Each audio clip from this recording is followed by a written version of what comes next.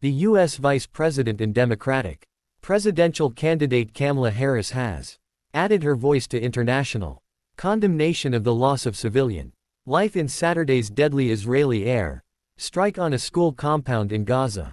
Around 1,000 displaced Palestinians had been sheltering in the building at the time of the dawn strike. The Israeli military insists that it used precision missiles to target what it claims was a Hamas command center in the compound. The director of a local hospital said that the facility had received 70 bodies and the remains of at least 10 more people. Israel disputes those figures. Well, this is what Ms. Harris said on the campaign trail. Take a listen. Yet again, there are far too many civilians who've been killed. I mean, Israel has a right to go after the terrorists that are Hamas, but as I have said many times, they also have I believe an important responsibility to avoid civilian casualties. Well, the Biden administration has also responded to news of the attack. A White House National Security Council spokesperson says, quote, "We are deeply concerned about reports of civilian casualties. We're in touch with our Israeli counterparts and we are asking for further details. We know Hamas has been using schools as locations to gather and operate out of, but we have also said repeatedly and consistently that Israel must take measures to minimize civilian harm." Just hours before the bombing, the U.S. State Department announced that it's releasing $3.50 billion worth of weapons for Israel, part of a larger aid package approved earlier this year by Congress. Now this report from Jenny Hill contains images that you may find distressing. Anguish, bewilderment. Israel struck before dawn, shattering the sanctity of morning prayer. Thousands of displaced civilians were sheltering here, a place of refuge. Suddenly a scene of carnage. There isn't any safe place. This woman cries, no place is safe. Where is the world? He asks, why does it stay silent in the face of these crimes? How many times have Gaza's ravaged walls echoed to the sound of a mother's grief? Says 3 of her sons were killed. I'm 80, she sobs. I've never seen anything like this before. The way they're bombing us is like an earthquake. But Israel claims this was a legitimate target, that the school housed a Hamas command center. In a statement on social media, an Israeli Defense Force spokesman said around 20 Hamas and Islamic Jihad militants were operating out of the compound. Israel's repeatedly struck school buildings in recent weeks. Each time they insist they conceal Hamas bases, and each time they insist they strive to minimize civilian casualties. The strike comes at a time of heightened tension in the Middle East. International governments are urging Hamas and Israel to agree a ceasefire and hostage return deal as soon as possible. An extensive diplomacy is ongoing to try to stop the conflict in Gaza from spiraling into an all-out regional war. And as Palestinians mourn dead and take shelter for another fearful night, it's hard to see hope in the ruins of Gaza. Jenny Hill, BBC News Telephone Aviv. Well, I've been speaking to Mohammed Taha from BBC Arabic, who explained the amount of pressure Israel was coming under. Lots of condemnation, international condemnation to the amount of civilian death in this strike. Algeria, the Arab country, is requesting an urgent meeting for the UN Council to discuss the matter, and lots of calls to Israel to constrain Israel, however, continued shilling some parts of Rafah, Kun, and asked lots of parts in eastern Khanun to evacuate. We expecting more strike in the coming hours. This is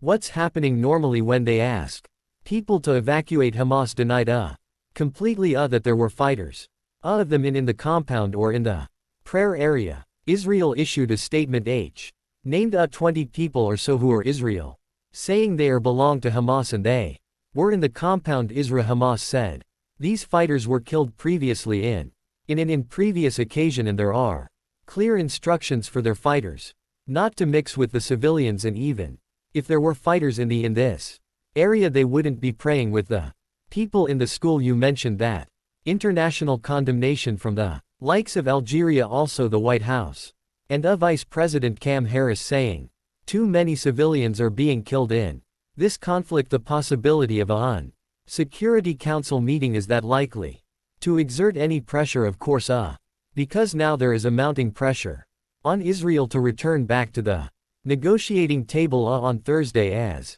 suggested by the United States if the UN Council would come and have a statement that's calling both parties to return back to the negotiating table. That would be a positive and it could also place pressure on Israel to avoid such targeting to shelter places because it became a systematic practice from the Israeli army that they would target schools, hospitals and places that they are taking shelter, and even though places that the Israel army would suggest that they are safe places, but they return back and strike these places.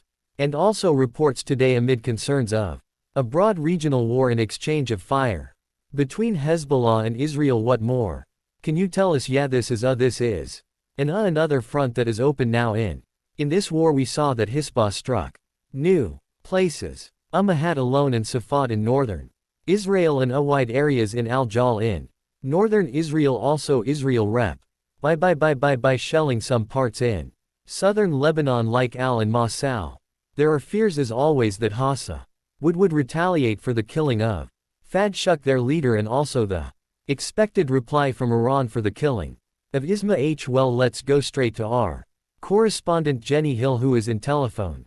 Aviv, good to see you there, Jenny. Just bring us up to date with the latest. Well, the US, arguably Israel's greatest ally and of course a major supplier of weapons, has expressed its dismay at the strike as that international condemnation mounts. We heard from Vice President Kamala Harris, who said that yet again too many civilians have been killed. She added that Israel has the right to go after Hamas, but it also bears a special responsibility to avoid civilian casualties. The Israeli military continues to insist that it used precision missiles to target what it claims was a Hamas command center within the school compound. It's published a list of the names of 19 people killed in the strike, which it says were either Hamas or Islamic Jihad operatives. The big question, of course, as you've been asking all morning, I imagine, is where does this leave any hope of a fire and hostage return deal? Because of course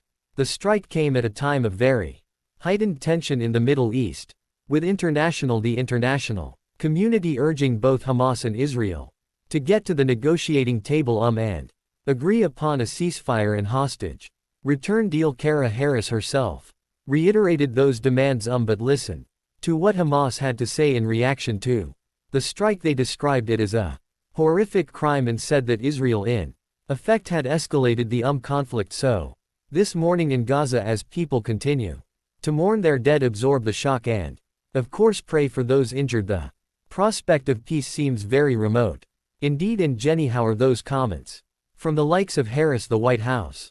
We know that Algeria, for example, also calling for a UN Council meeting. How are they being received there in Israel? I imagine it depends on who you speak to. Well, of course, I mean Israel says it's going after Hamas as a matter of self-defense. The Israeli leader Benjamin Netanyahu has said his aim is to completely dismantle the organization. A lot of the Israeli press are publishing what the Israeli military are saying, that this was in effect a legitimate target. We've seen a string of similar attacks on schools in Gaza by the Israeli military in recent weeks, and each time we see a very familiar pattern. The Israeli military will say, well, there was a Hamas command center or base within that school. Schools, of course, are no longer being used as schools. They're largely being used as shelters by the many displaced people of Gaza. But the Israeli military say each time they go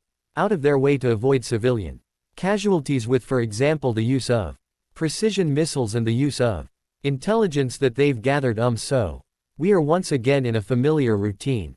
I think what perhaps makes this particular strike stand out is the number of dead. Of course, that is why we are seeing such international outrage and in calls for an urgent return to the negotiating table. Our correspondent Jenny Hill in Tel Aviv. Jenny, thank you very much.